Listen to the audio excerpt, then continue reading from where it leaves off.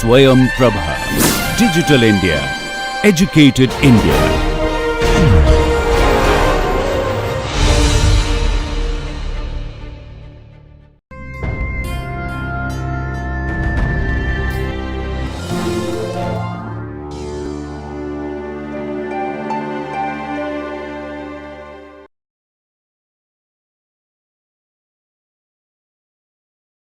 Let's check out problem number 2. Pseudomonas AM1 cells are cultured to high density for production of clavulanic acid.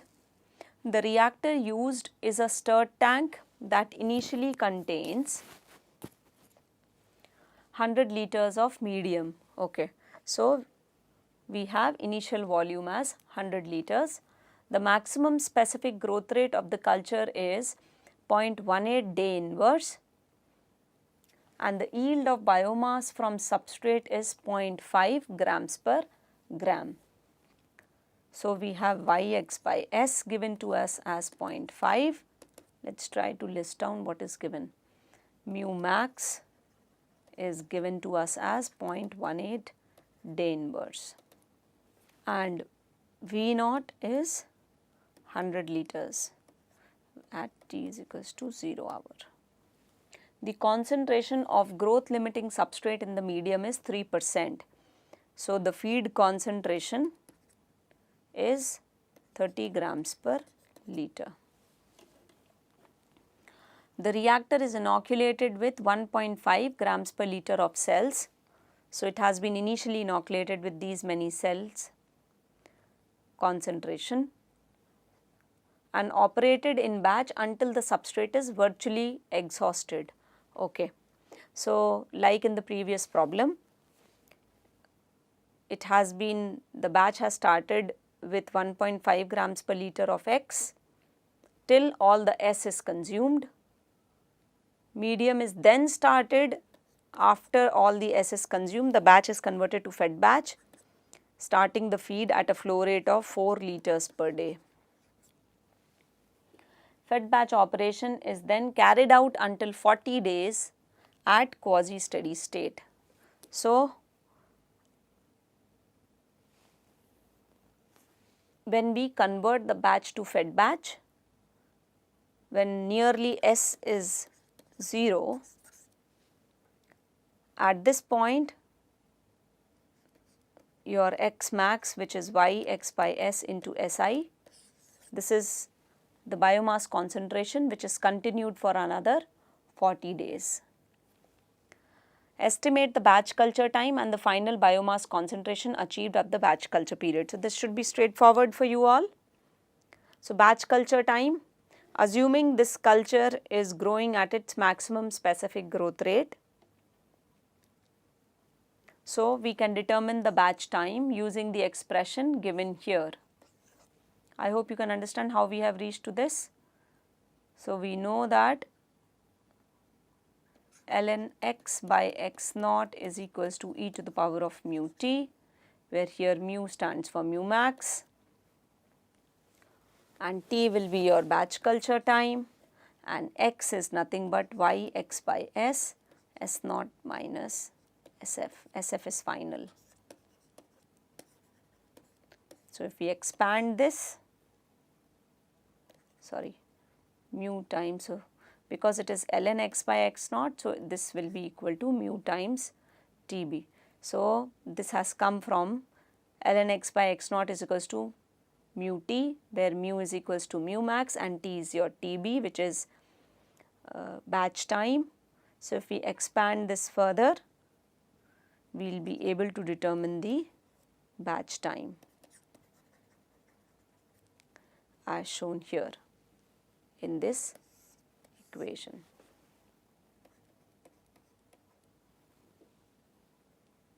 Your x will be x naught plus Yx by S, S naught minus S, correct.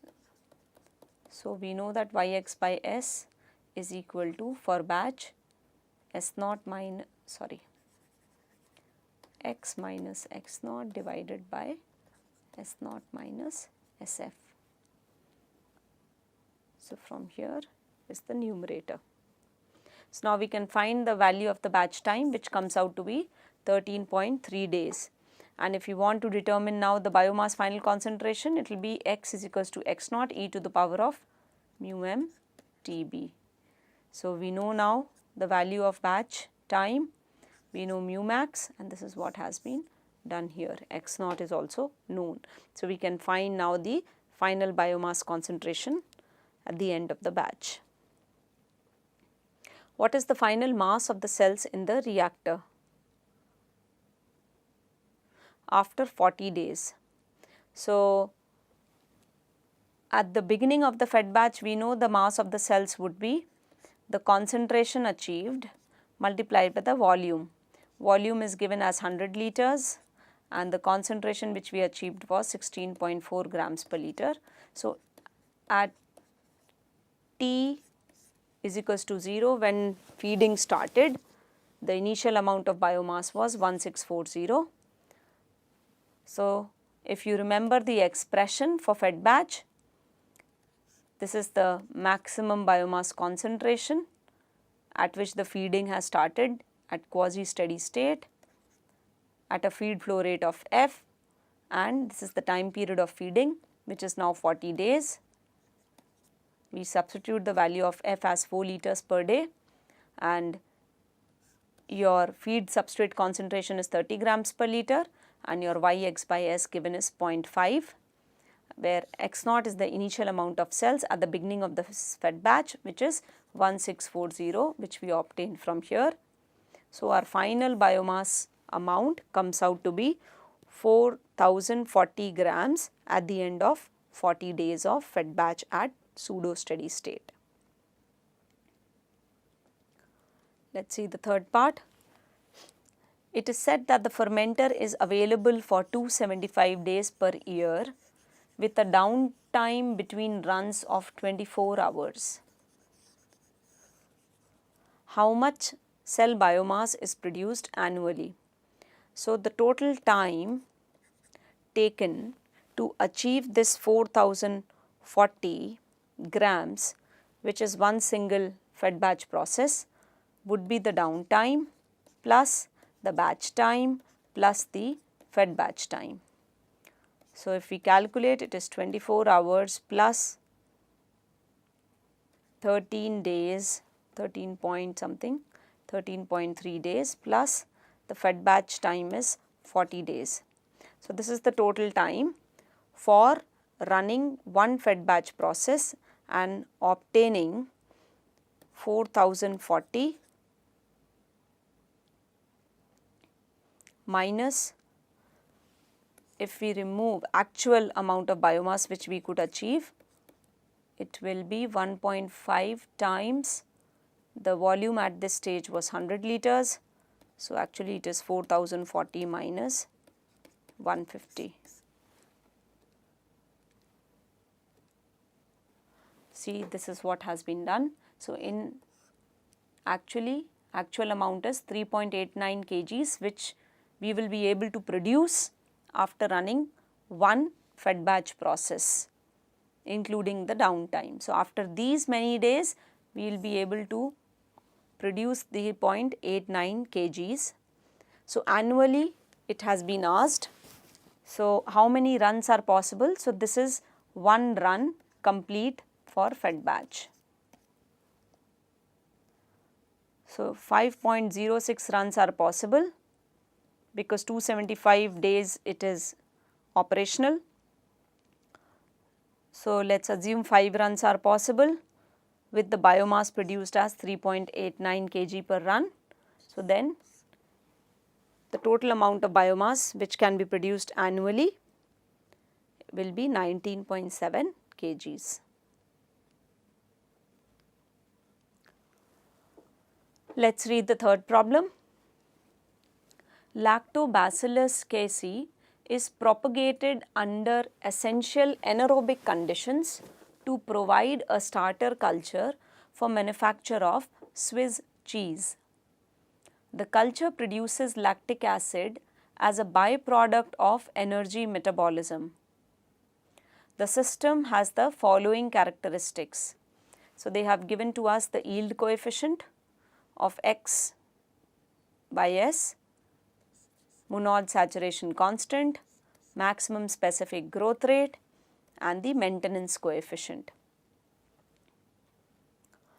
A stirred fermenter is operated in fed batch mode at quasi-steady state with a feed flow rate of 4 meter cube per hour.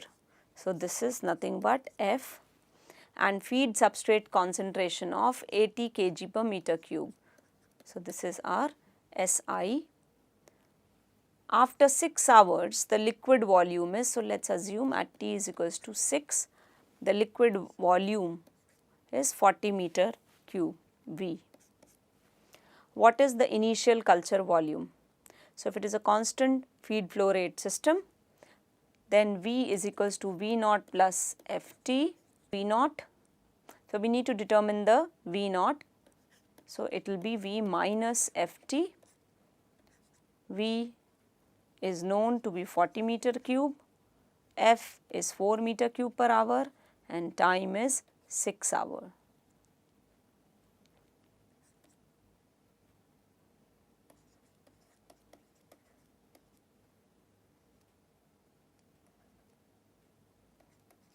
This comes out to be 16 meter cube. Okay, this is what is shown here. What is the concentration of substrate at quasi steady state? So, now we need to determine the substrate concentration at quasi steady state.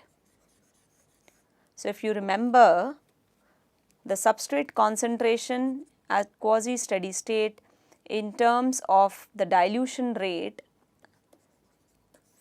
is given as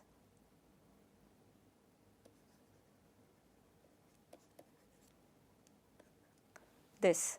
Now, we need to determine D, which is F by V. We have calculated, we know the final volume and the volumetric flow rate. So, 4 divided by 40.1, our inverse is our dilution rate after 6 hours. So, knowing the value of Ks and mu max, we can find the residual substrate concentration or the steady state substrate concentration, which is 0.06 kg per meter cube. And if you see, the initial substrate concentration was 80 kg per meter cube. So, we can assume that the substrate concentration at steady state is nearly 0, all has been consumed before the steady state was reached. So, if we do the substrate balance across this fed batch reactor at quasi steady state, when there is endogenous metabolism present, maintenance coefficient cannot be neglected. So, the first term is the rate at which the substrate is coming inside, the second term is the rate at which the substrate is getting diluted. So, we can assume, because this is very low substrate remaining at steady state, so this is nearly 0.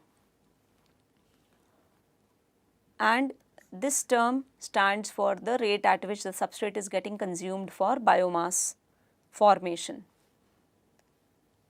So, we need to determine this X, which is your steady state biomass concentration, assuming steady state, so there is no accumulation. If we rearrange this equation in the form of D, here applying steady state equality of mu is equals to D with biomass balance at steady state, then this equation can be written only in the form of D and the given constants and the initial substrate concentration. So, your biomass concentration at pseudo steady state will be D SI divided by this term, which comes out to be 14 kg per meter cube. The fourth part is what mass of cells is produced after 6 hours of fed batch operation. So, we need to now find the amount of cells. So, if you remember the correlation, if we know the final the concentration, the steady state concentration of the biomass, and we know the final volume, we can determine the amount of biomass at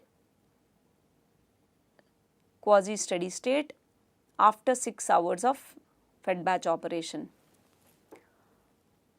Now, at the start of the operation, when the liquid volume was 16 meter cube, if operation is at quasi steady state, the cell concentration was 14 kg per meter cube. So, the initial volume also we know was 16 meter cube. The initial biomass concentration was 14 kg per meter cube at the start of the fed batch. So, at the beginning of t is equals to 0, the amount was present as, because it is running at pseudo steady state, so the biomass concentration will remain the same, and we know the initial volume.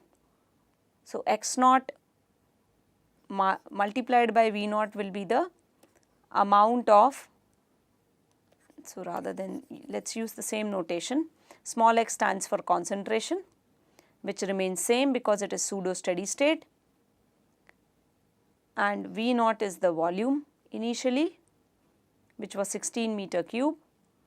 So, your initial amount of biomass can be given as 14 multiplied by 16, 224 kgs.